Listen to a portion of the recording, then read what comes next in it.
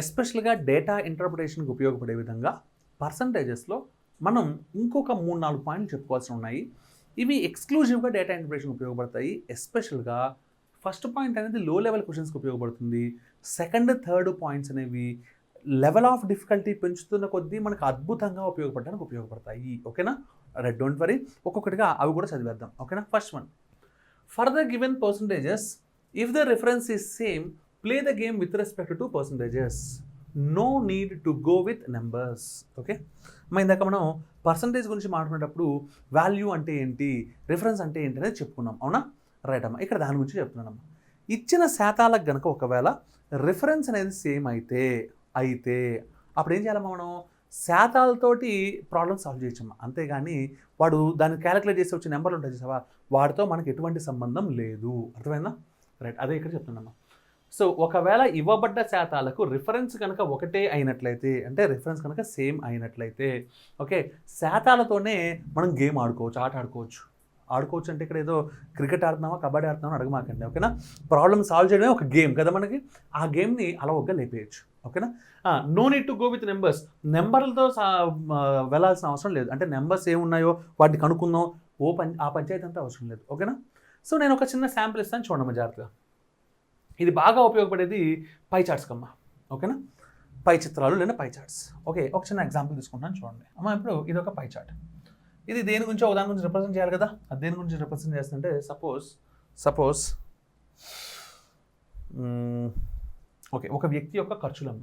Okay, నేనే ఉన్నాను, నా ఖర్చుల గురించి చెప్తున్నాను మీకు. చూడండి, నా మొత్తం ఖర్చులు ఎంత అంటే 53,720 అమ్మ. అంటే నాకు మొత్తం ఖర్చు ఎంత? 53,720. ఓకే, సో లేదంటే ఇంకో సున్నా కూడా వేసుకుందాం గొడవ లేకుండా. అంటే 5,37,200. అంటే ఒక నెలకి అడగమాకండి, ఒక సంవత్సరానికి అనుకోండి. ఓకేనా? ఒక సంవత్సరంలో ఎంత ఖర్చు పెట్టానమ్మా? 5,37,200 రూపాయలు ఖర్చు పెట్టాను. మరి ఖర్చు పెట్టడం అంటే మొత్తం తీసుకెళ్ళి ఒకే దానికి ఖర్చు పెడతానా? ఖర్చు పెట్టనుగా. ఇదిగో నేను ఫుడ్ కోసం కొంత ఖర్చు పెట్టాను. ఓకే, తర్వాత ఏమంటారు, ఎంటర్టైన్మెంట్ వినోదం కోసం కొంత ఖర్చు పెట్టాను. ఇంటికి అద్దె కట్టడానికి కొంత ఖర్చు పెట్టాను. కంటికి తెలియకుండా కొన్ని ఖర్చులు అయిపోతాయిగా, మిజిలీనియస్ అంటాం, ఇతర ఖర్చులు వాటి కోసం. ఇదేంటమ్మా? First food. ఇదేంటమ్మా? Entertainment and all. ఓకే, ఇదేం చెప్పానమ్మా నేను? ఇంకోటి రెంట్. అవునా? ఇదేం చెప్పానమ్మా? మిజిలీనియస్. అన్నీ మిగిలినవన్నీ కలుపుకుంటే మిజిలీనియస్. ఓకే, ఫస్ట్ కండిషన్, ఇది పర్సంటేజ్లో ఉంటే మొత్తం కలిపితే 100% రావాల్సిందే, అది రూల్.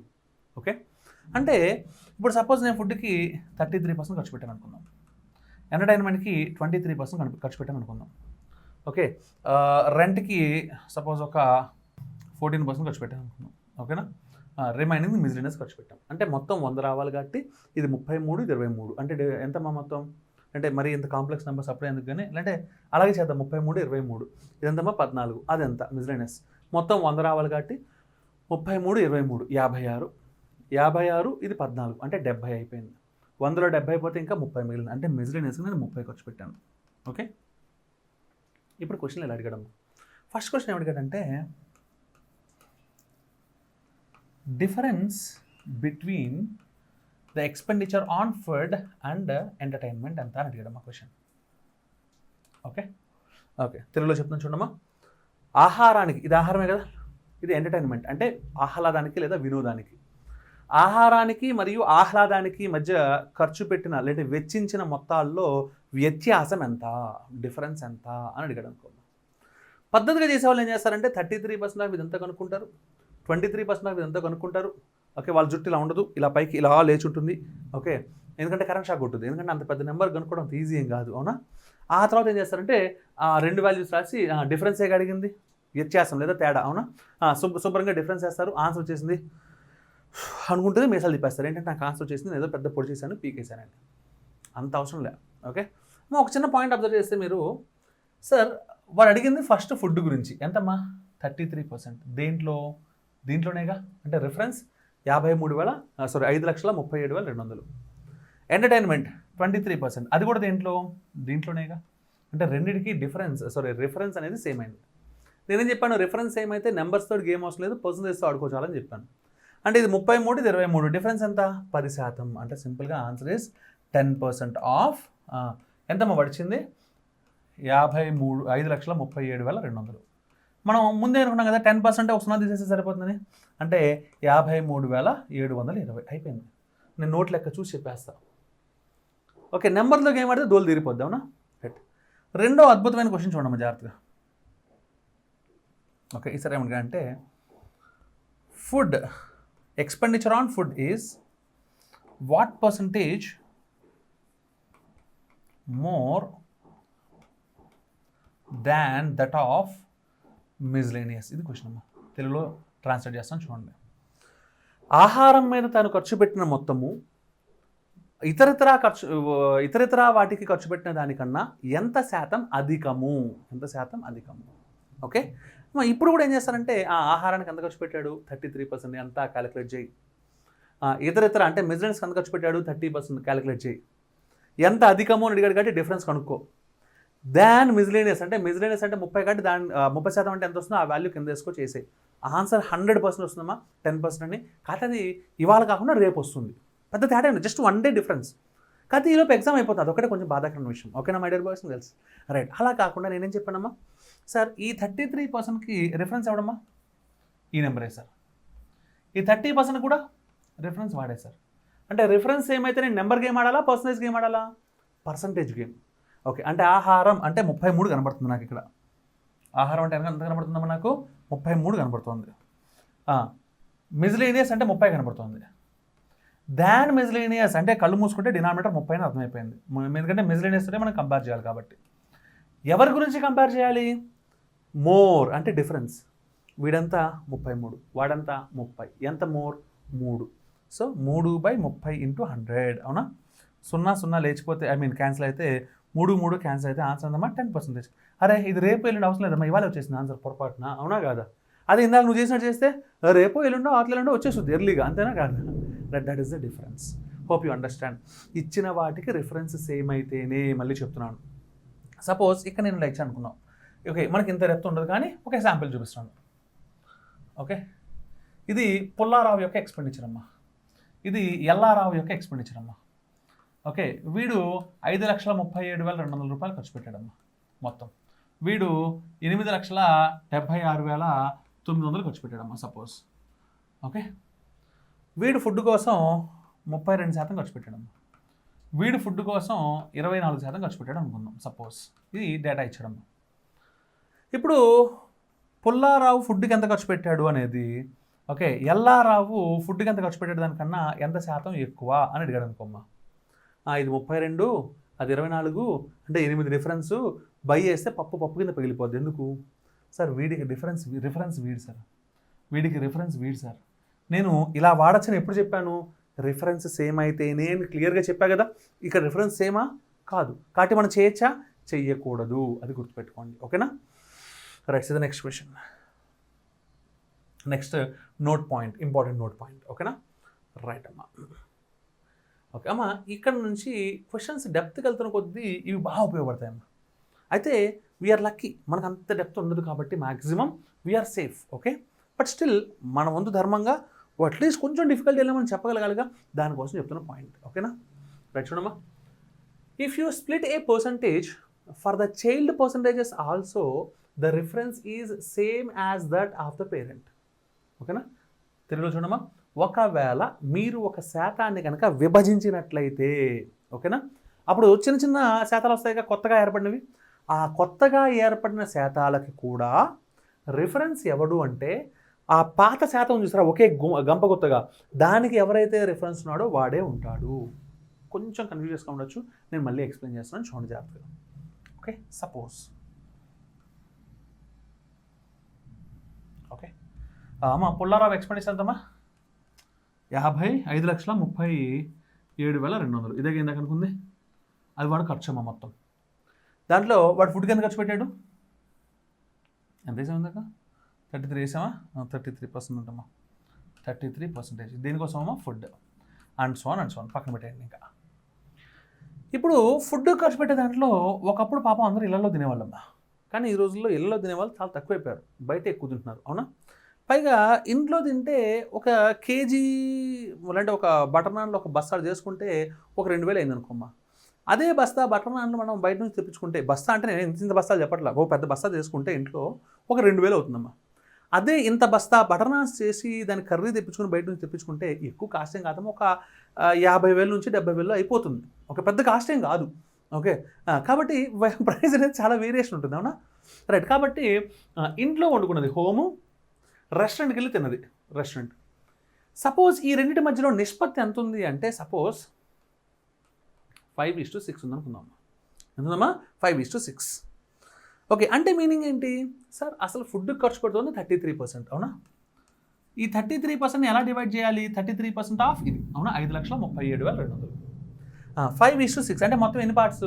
11 పార్ట్స్. అంటే నేనేం చేస్తానంటే 11 పార్ట్స్ ఈజ్ ఈక్వల్స్ టు 33 కాబట్టి 1 పార్ట్ ఈజ్ కూడా ఎంతమ్మా? 3%, అవునా? 1 పార్ట్ ఎప్పుడైతే 3% అయిందో ఇది 5 పార్ట్స్ కదా, అంటే 5 3s are 15% ఇది. ఇదేగా 6 3s are 18% ఇది. అయితే ఇక్కడ వరకు బాగానే ఉంటుంది, కానీ ఇక్కడ నుంచి తప్పు చేస్తారు మన జనాలు. ఇంతవరకు ఎవరికి డౌట్ కూడా రాదు, భలే ఉంది సార్ అనుకుంటారు. ఇప్పుడు ఈ 15% దేంట్లో, ఆ 18% దేంట్లో అంటే కళ్ళు మూసుకుని సార్ ఫుడ్లో సార్ అంటారు. కాదు, ఫుడ్లో కాదు, టోటల్ ఎక్స్పెండిచర్లో, అంటే 5,37,200లో. ఎందుకో తెలుసా సార్? ఇప్పుడు నువ్వు ఒక పర్సంటేజ్ ఉందమ్మా, 5,37,200లో 33% ఒక నెంబర్ ఉంది. ఇది ఒక పేరెంట్, దాన్ని స్ప్లిట్ చేసావు చైల్డ్స్గా. ఇవేగా చూడండి, parent child, child percentage parent percentage, అవునా? వీడు పేరెంట్, వీళ్ళు చైల్డ్స్. ఇప్పుడు ఏం చెప్పాను నేను? ఈ కొత్తగా ఏర్పడిన చైల్డ్ పర్సంటేజెస్ కూడా రిఫరెన్స్ ఎవరని చెప్పాను? పేరెంట్కి, అంటే పాతవాడి రెఫరెన్సే. పాతవాడి రెఫరెన్స్ ఎవడు? 5,37,000. అంటే వీడు 15% ఆఫ్ 5,37,000, 37,200. ఓకే, వీడు 18% ఆఫ్ 5,37,200. ఇది మీరు అర్థం చేసుకోవాల్సింది, ఓకేనా? రైట్ అమ్మా, this is one important point that we have to learn. Okay, ఈ పాయింట్ ఉంటుందమ్మా. ఇది ఎలాంటిదంటే ఆక్సిజన్ మాస్క్ లాంటిదమ్మా. ఎందుకు అలా చెప్పానంటే ఆక్సిజన్ మాస్క్ ఒక ఇంపార్టెన్స్ ఉంది. ఏంటో తెలుసా? రోజు ఆక్సిజన్ మాస్క్ ఎవడు పెట్టుకోడు, ఎంత ఎదవైనా పెట్టుకోడు, ఎంత కోటీశ్వరుడైనా పెట్టుకోడు. కానీ సిచ్యువేషన్ వచ్చినప్పుడు ఆక్సిజన్ మాస్క్ దొరకలేదు అనుకో, అయిపోయింది, ఇంకా రేపటి నుంచి వాడు ఉండడు మనకి, అవునా కాదా? అలాగే ఇది కూడా ఒక అద్భుతమైన పాయింట్. ఎంత అద్భుతం అంటే ఈ పాయింట్ని రెగ్యులర్గా వాడాల్సిన చోట వాడకపోతే నువ్వు మిగలవు, ఓకేనా? Right, that is the point. ఒకసారి చదువుకుందాం జాగ్రత్తగా. Okay, whenever he asks for percentage more or percentage less kind of questions, better write the ratio. ఎప్పుడైనా ఎంత శాతం ఎక్కువ లేదా ఎంత శాతం తక్కువ అనే అర్థంలో ప్రశ్నలు అడిగితే అప్పుడు మనం ఏం రాయాలి తెలుసా? వాటికి శాతాలు రాస్తే చాలా సులభంగా ఉంటుంది, ఓకేనా? ఇది కూడా రిఫరెన్స్ సేమ్ అయినప్పుడు ఇలా చేసినా, ఫస్ట్ పాయింట్ ఆఫ్ వ్యూలో ఫస్ట్ దాంట్లో చేసినా నష్టం లేదు. రిఫరెన్సెస్ డిఫరెంట్ అయినప్పుడు ఇలా చేయకపోతే పప్పు కింద పగిలిపోతుంది, ఓకేనా? రైట్ అమ్మా, ఒక వెరీ కాంప్లెక్స్ ఎగ్జాంపుల్ ఏమంటే ఇస్తాను. ఓకే, అంటే వెరీ కాంప్లెక్స్ ఎందుకు చెప్తున్నాను అంటే క్యాలిక్యులేషన్స్ రేగిపోతాయి మామూలుగా చేస్తే. ఓకే, అదే మన ప్రొసీజర్ చేస్తే ఎంత ఈజీగా ఉంటుందో మీకు కనబడుతుంది. ఓకే, రైట్ అమ్మా, ఇందాక అనుకున్నట్టుగా మనం ఎల్లారావు పుల్లారావు ఎక్స్పెండిచర్ మీద క్వశ్చన్ చేస్తున్నాను చూడండి.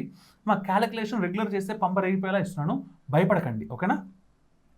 ఓకే, రైట్ అమ్మా, ఇది పుల్లారావు యొక్క ఎక్స్పెన్సెస్. ఎంతమ్మా ఇది? సపోజ్ 9,69,000 అనుకుందాం సపోజ్. ఇది ఎల్లారావు యొక్క ఎక్స్పెండిచర్. అమ్మ పుల్లారావు ఎల్లారావు ఎక్కడున్నారో అడగమాకండి. ఏదో క్రియేట్ చేసామండి, రాజమౌళి గారే క్రియేట్ చేయాలా మాహిష్మతి సామ్రాజ్యాన్ని, మేము క్రియేట్ చేయకూడదా? ఓకే, ఇది ఎల్లారావు యొక్క ఎక్స్పెండిచర్ అమ్మ. 6,46,000. ఇంకో సున్నా ఇక్కడ వేసుకో, అయిపో.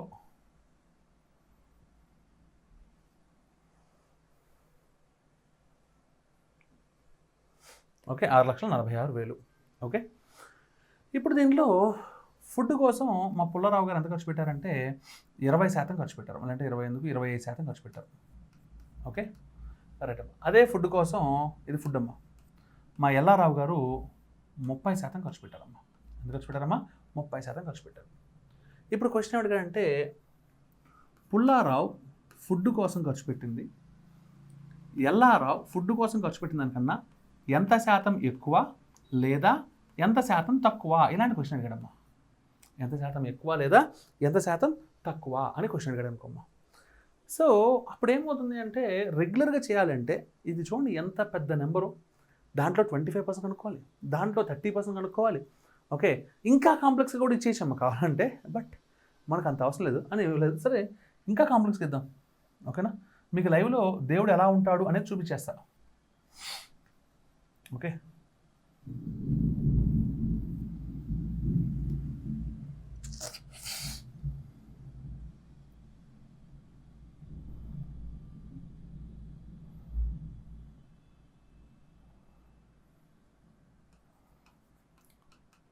%22 అమ్మా, 33% అమ్మా.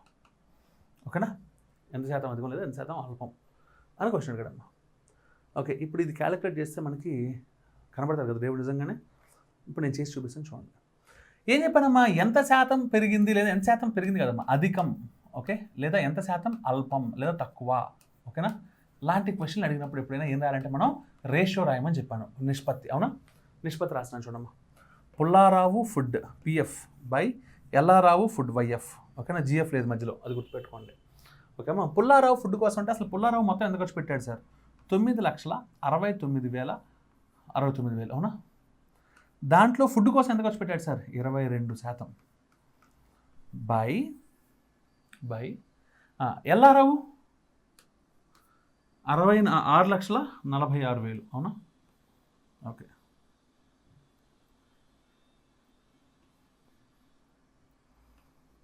ఓకే, దాంట్లో ఫుడ్ కోసం ఎంతమ్మా? 33%. 33/100.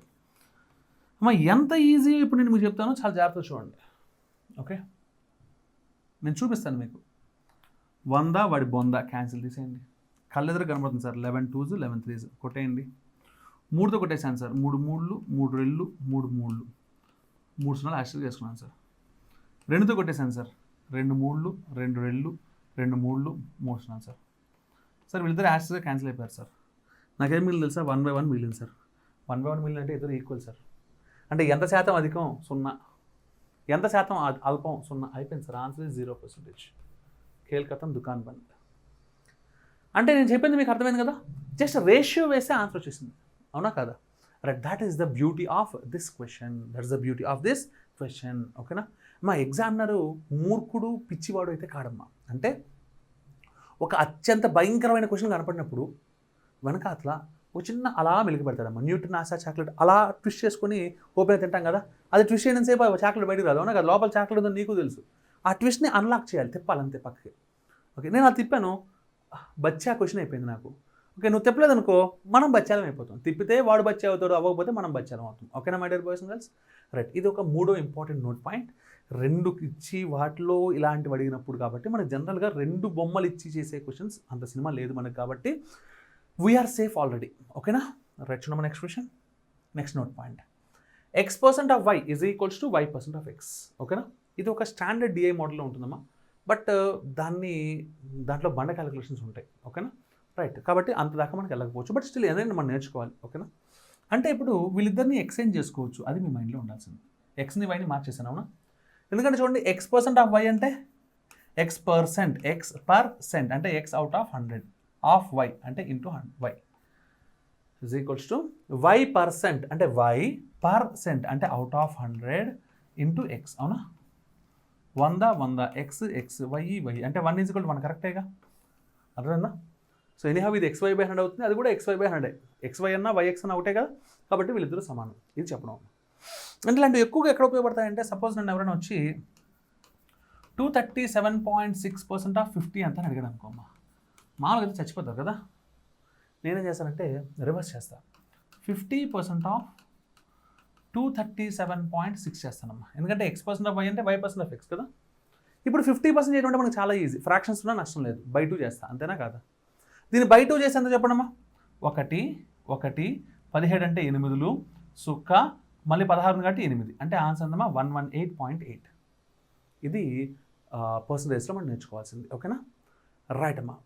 ఇక we're entering into problems. Get ready for the problems.